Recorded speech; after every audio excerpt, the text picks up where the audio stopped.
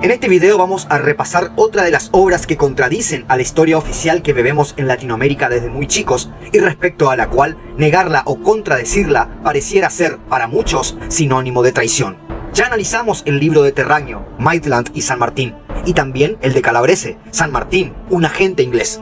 Ahora completaremos la trilogía con la obra San Martín y la tercera invasión inglesa, escrita por el señor Juan Bautista Cegean. De todas maneras, les aconsejo ver los otros videos, porque mucha información de uno puede escaparse en otros de los dos libros, y es precisa toda la info para comprender la idea general. Recordemos que estos son unos de los tantos puntos de vista que hay sobre la historia, y no es mi intención hacerme adepto a ellos, sino simplemente estudiarlos y tenerlos en cuenta. Y, obviamente, mostrárselos a ustedes para que saquen sus propias conclusiones. Este canal y sus seguidores tenemos la idea de no ser fanáticos de nada. Tendremos visión crítica siempre que podamos. Todo lo que voy a mencionar ahora no salió de mi boca, sino exclusivamente de este libro. Mi nombre es Maxi y esto es Spartax.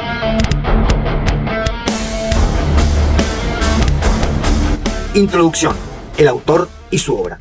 Si bien el autor cuyo libro analizaremos hoy no es historiador de profesión, sí fue juez y abogado, es decir, contó con las armas necesarias para analizar material probatorio. Y si bien en su obra solo analizó otras obras históricas, las pone en contraste a fines de encontrar no solo disparidades, sino también severas lagunas, oscuridades y silencios que muy pocos se animaron a advertir. Y más allá de que lo relatado por él gane o no la carrera de la verdad absoluta en el fin de los tiempos, lo cierto es que es necesario darle crédito por su labor a este profesional del derecho, o al menos impugnarlo con fundamentos válidos. Ya llegará el turno de analizar esas objeciones. Por ahora nos centraremos en esta obra. Principalmente, lo que Cegean trata de demostrar con este libro es que los ingleses, luego de las famosas invasiones al Río de la Plata de 1806 y 1807, colocaron en cabeza de San Martín, seleccionado por la masonería comandada por los mismos británicos, la capitanía para lograr una tercera invasión en estas tierras, pero no ya por medios bélicos. Este propósito británico tuvo como uno de sus fines evitar la formación de una gran comunidad de estados de este lado del mundo, separándolos, dividiéndolos o independizándolos, quizás porque así sería más fácil someterlos. Planes británicos sobre América. La independencia de los Estados Unidos de Norteamérica fue, para Gran Bretaña, la pérdida de un mercado muy importante. Este hecho, sumado a la guerra contra España y al bloqueo efectuado por Napoleón, obligaron a la potencia a buscar otro destino para su ferviente industria. El Río de la Plata, parte en esos momentos de la corona española. Por medio del fracaso de las invasiones de 1806 y 1807 sobre Buenos Aires, notaron que la guerra no iba a ser un buen medio para ingresar a este lado del mapa, pues no solamente creaba una gran aversión entre los pobladores, sino que, además, implicaba un gran gasto de dinero. Además, Inglaterra, luego de una sinuosa relación con España, finalmente se alía a ella en la batalla contra Napoleón, por lo que no podía atacarla directamente. El juego limpio no era una faceta muy propia de los ingleses. Fue entonces cuando cambiaron su estrategia. El nuevo plan consistió en independizar las tierras del sur de América para hacer más fácil penetrar su gran aparato económico, ofreciéndose como su colaboradora, utilizando a los mismos pobladores del Río de la Plata, para quienes las palabras mágicas de libertad e independencia significaron el gran discurso espiritual para batallar, entregando hasta su propia vida, además de utilizarlos como compradores de las armas que Inglaterra les vendería para poder desalojar al poder español. Para tales medios se valieron de la logia masónica, o manejada por masones, como diría José María Rosa, llamada Lautaro, la cual estuvo comandada desde Londres. Escribió Castlereagh, ministro de guerra británico en 1807. Debemos actuar de manera acorde con los sentimientos y los intereses del pueblo sudamericano. Debemos abandonar la esperanza de conquistar. Si nos acercamos a ello como comerciantes y no como enemigos, conseguiríamos abrogar las prohibiciones contra nuestro comercio. ¿Por qué sus integrantes debían ser americanos?, se pregunta el autor, y él mismo se contesta. La cara, el pecho y la sangre debían ser americanos. El cerebro, las armas y equipos militares que nos vendían y los préstamos de dinero que necesitáramos para pagarlos corrían por cuenta de los británicos. Para poner al frente de tal plan, no podían elegir a cualquiera. Debía ser una persona capaz, valiente, experimentado en tareas militares y, sobre todo, nacido en estas tierras. Esa persona era José de San Martín. El punto oscuro. De la cantidad de obras que analizó el autor, notó que todas coincidían en algo. Ninguna trata los puntos oscuros de la vida de San Martín, eludiendo hablar de ellos como si no fueran importantes, o bien otorgando frases poéticas y, a todas luces, inimpugnables, remarcando el inobjetable patriotismo del mismo o entronándolo en el umbral de los héroes.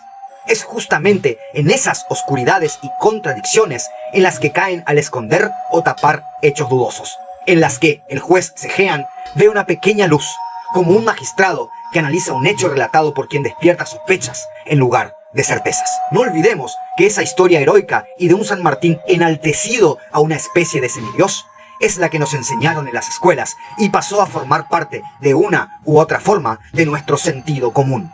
Discutir sobre San Martín está prohibido. En otras palabras, está prohibido dudar. Está prohibido pensar. El autor duda del patriotismo con que diversos autores adjetivaron a San Martín. Por ejemplo, José María Rosa, autor de la obra Historia Argentina, o Bartolomé Mitre, autor de Historia de San Martín y de la Emancipación Sudamericana. Respecto a esta última, cabe remarcar que muchos historiadores coinciden en que fue esta obra la que luego la Historia Oficial ocupó para enseñársela en los colegios y la que se encargó de crear el San Martín héroe en la historia argentina. Como dije anteriormente, para Sejean no fue el patriotismo lo que llevó al prócer a abandonar España y ponerse a las supuestas órdenes del gobierno porteño. Por otro lado, San Martín no fue ajeno a los diversos factores que, según ciertos historiadores, lo hicieron cambiar repentinamente de planes en varias ocasiones. Todo ese movimiento fue estrictamente planeado por Gran Bretaña y cumplido a rajatabla por San Martín. Por algo, quizás San Martín se carteaba, al parecer, con Lord Castlereagh, ministro de Relaciones Exteriores de Inglaterra, en donde aquel le brindaba información a este sobre su campaña en el Río de la Plata. Curiosamente, el mismo accionar misivo tuvo Beresford cuando tomó Buenos Aires en 1806. Y así como tuvo este tipo de relaciones, también se vinculó con varios hombres que habían participado, de alguna u otra manera, de los planes británicos para tomar América. Analizaremos algunos de los diferentes hechos por los cuales el autor afirma que San Martín estuvo inducido por planes británicos en su campaña y que, hasta el día de hoy, son una incógnita para los historiadores más críticos. ¿Para qué vino? San Martín, que nació en Corrientes en 1786, dejó su lugar natal a los 7 u 8 años para luego irse a España. Para Sejean, es imposible que alguien desarrolle su amor a la patria en tan temprana edad y breve tiempo. Además, durante su nacimiento, el entorno cultural y educativo eran españoles, pues no existía la Argentina como Estado independiente. Es probable que el sentido común de las personas de afirmar a San Martín como un excelso patriota sea debido a las palabras de ese creador de la historia oficial argentina, Bartolomé Mitre, quien, con palabras poéticas, selló el pensamiento de los argentinos en ese sentido para siempre. Dijo Mitre en su obra: se decidió regresar a la lejana patria a la que siempre amó como a la verdadera madre, para ofrecerle su espada y consagrarle la vida. Como contraste de estas fabulosas palabras, lo que parece cierto es que fue Lord Macduff, escocés, masón y amigo de San Martín, por interposición de Sir Charles Stuart, agente diplomático en España, quien consiguió el pasaporte para la llegada de San Martín a Londres antes de venir a América. El golpe del 8 de octubre de 1812. Para Sejean, este día, conocido por muchos historiadores como un día revolucionario, lo que hicieron los componentes de la Logia Lautaro, dirigida desde Londres, fue un golpe de Estado cuya finalidad radicaba en cambiar los miembros no logistas del primer triunvirato por integrantes de la logia. El autor ve el punto oscuro en el relato de ese hecho por parte de los historiadores. Y es que la posteridad indicó que San Martín y demás jefes militares armados se presentaron ante el gobierno con fines de que cese en el mando y lo delegue en el pueblo. Para aquel, este relato, cubierto con gran poesía y palabras sublimes, escondía un hecho totalitario y amenazante por parte de las tropas que es cubierto con gran hipocresía por los demás escritores. Por ejemplo, Mitre lo llama revolución democrática. Dos de los nuevos integrantes del nuevo gobierno, llamado ahora Segundo Triunvirato, fueron integrantes de la Logia Lautaro, y la asamblea constituyente convocada por ellos tenía, en su mayor parte, integrantes de la logia. El viajero británico. Algunos historiadores relatan que San Martín, previo a la famosa batalla de San Lorenzo, encontró de casualidad a un viajero británico que se encontraba durmiendo en su coche. Tal personaje era conocido por San Martín y este lo invitó a presenciar la batalla, no sin antes celebrar con una copa de vino por el futuro triunfo. La posteridad indica que el viajero, supuestamente comerciante, era en realidad uno de los hermanos Juan o Guillermo Parish Robertson, un espía a las órdenes del Ministerio de Relaciones Exteriores británico. E independencia que no fue. En 1813 la Asamblea, reunida con intenciones de declarar la independencia y dictar una constitución, nada de ambas hizo. San Martín presionó para que así sea. Dejo el link de un video de este canal que explica más a fondo este hecho. Separación de Chile. No había razones para formar dos países separados, es decir, las Provincias Unidas y Chile.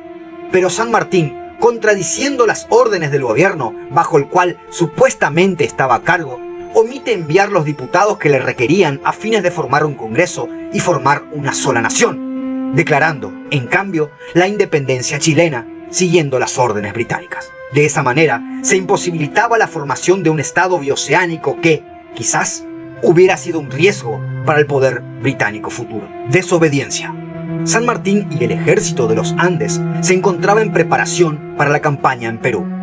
Buenos Aires le ordena volver por dos razones: el enfrentamiento entre las mismas provincias y las posibilidades de que España intente un intempestivo ataque. San Martín hizo caso omiso al gobierno porteño y continuó con la ejecución del plan de liberación. Esto, según el autor, pone en evidencia que la relación de San Martín con el gobierno de Buenos Aires era solo aparente.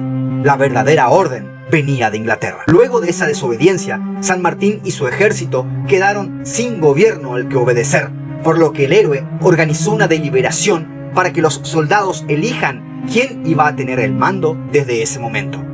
Unívocamente se votó el nombre de San Martín.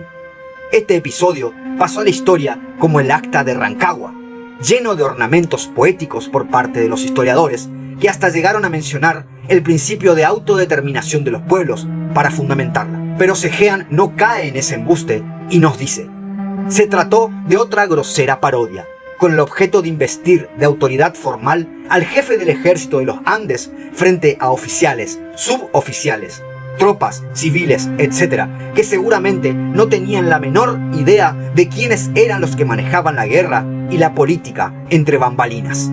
Partida intempestiva de Perú en 1822. El mismo Mitre afirma: uno de los más grandes cargos que los contemporáneos hicieron a San Martín por su retirada de Perú, y que la historia ha repetido, es la manera precipitada en que la efectuó, al dejar huérfano su ejército al mando de un general sin prestigio. Dejó todo en verdadera acefalía. Fue, más que una abdicación, un abandono de mando. Para Sejean, citando al historiador Enrique de Gandía, esta partida del Perú fue dispuesta por una logia. Al parecer, esta conducta fue condenada por los contemporáneos de San Martín, el después de su campaña. No es casual, nos dice Sejean, que al regresar a Londres en 1824, Lord Duff lo haya homenajeado como a un compatriota que vuelve victorioso a su casa. Lord Duff tuvo importantes vinculaciones con oficiales ingleses que participaron de una u otra manera en la idea de separar América de España. De hecho, su hermano comandó uno de los regimientos que visitaron, para nada amistosamente, Buenos Aires en 1806. Era obvio, San Martín consiguió lo que no pudieron conseguir Beresford ni Whitelock en las famosas invasiones inglesas. En este apartado debemos hacer hincapié en varios puntos. Primero, en la supuestamente pobreza que vivió el prócer luego de su campaña y ya en Europa. Al parecer, tal versión contrasta con la casa de Boulogne-sur-Mer, donde aquel vivió sus últimos años. El autor se pregunta: ¿cómo se las arregló para vivir sin dinero en semejante lugar? Según Mitre, los fondos con los que contaba para vivir en el destierro fueron jugados por su amigo en la Bolsa de Londres. Pero Sejean cita a Pérez Amuchastegui, quien tiene otra versión: que al volver a Europa, luego de su campaña en América, San Martín llevaba unas sumas de dinero que, si bien no eran abundantes, bien administradas, producirían rentas como para vivir decentemente.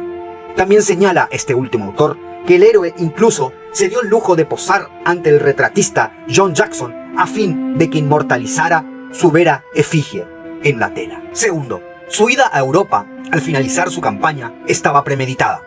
Dice Pérez a Muchastegui al respecto. Había pedido al gobierno peruano que le concediera licencia para marchar a Europa y se le giraron a Inglaterra sus haberes. En tercer lugar, surge la duda respecto a su actividad en Bélgica, donde había ido varias veces a fines de, supuestamente, completar la educación de su hija.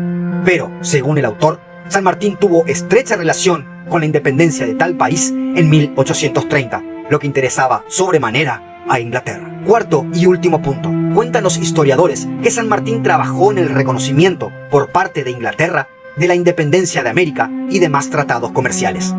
Dice Segean a todo esto. Ahora bien, en ese caso, si aceptamos como un hecho posible o verdadero esa gestión de San Martín, no sé hasta qué punto debemos estarle agradecidos, porque si bien es cierto que el reconocimiento de Inglaterra era importante para nosotros, no es menos cierto que ese tratado no fue un ejemplo de equidad, sino justamente todo lo contrario. En rigor de verdad, la suscripción de ese instrumento con nuestro país fue la culminación de una larga, paciente, pero tenaz política de infiltración que practicaron los ingleses por la vía pacífica tras las derrotas sufridas en Buenos Aires.